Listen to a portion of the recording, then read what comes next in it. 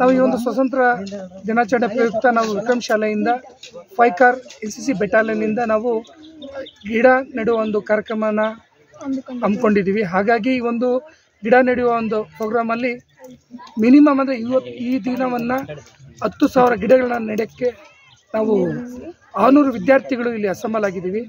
ಹಾಗಾಗಿ ಈ ಒಂದು ಕಾರ್ಯಕ್ರಮ ತುಂಬ ಯಶಸ್ವಿಯಾಗಿ ನಡೀತಿದೆ. ಅದು ತುಂಬ ಚೆನ್ನಾಗಿದೆ. ಇದು ಮಕ್ಕಳಿಗೆ ಒಂದು ಮುಂದೆ ಯಾವುದೇ ಒಂದು ವಿಚಾರವಾಗಿರ್ಬೋದು ಲೀಡರ್ ನಾಯಕತ್ವ ಮಾಡೋದಕ್ಕೋಸ್ಕರ ತುಂಬ ಚೆನ್ನಾಗಿದೆ. ನಿಮ್ಮ ಹೆಸರು? ನನ್ನ Nagaraj.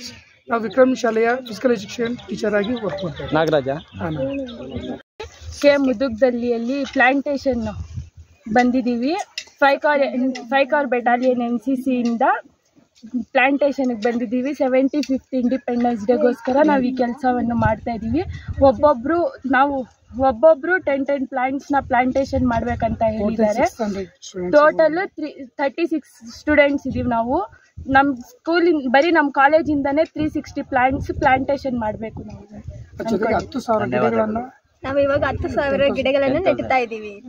5 Karnataka NCC battalion, and today on the directions of the NCC group headquarters Bravo at Bangalore and the Prime Minister declaration of एक पेड़ एक माह के लिए and एक cadet एक पेड़, we are today planting here around 10,000 saplings, and from 5 Karnataka NCC battalion and 10 Karnataka NCC battalion we have here around 600 to 700 cadets who will be planting these trees today, and my team of around 20 to 25 JCOs and instructors who are here and will be helping the cadets and the ANOs and the other colleges and schools from this entire district of Chintamani and Chikbalapur are participating in this plantation drive, and this will help this area of Chintamani where the deforestation has taken place a lot, and it will help the place to again have lot of forestation and the things.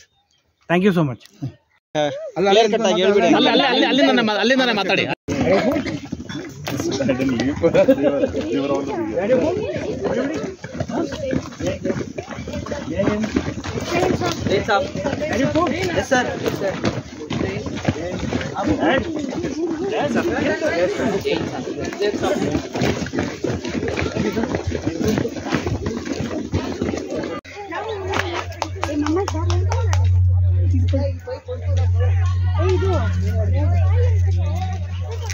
Hello. Blade isko. Ana blade.